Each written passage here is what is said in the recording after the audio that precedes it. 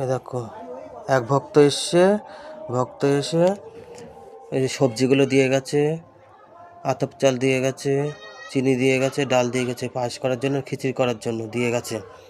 আর এই যে রাধাকৃষ্ণ কালীমার এই সব মাদের বলেছে কি ভোগ তৈরি করে দিতে বলেছে। আর এই যে এই মা মনসা, এই যে বড় মা, এই যে মা তারা, সবাইকে দিতে বলেছে। জয় রাধাকৃষ্ণ কালী মায়ের জয়, জয় সুন্দরী মায়ের জয়, জয় পুচকি মায়ের জয়, জয় বামদেব বাবার জয়, জয় তারা মার জয়, জয় মা তারা। গঙ্গা জল ছিটে নিচ্ছে।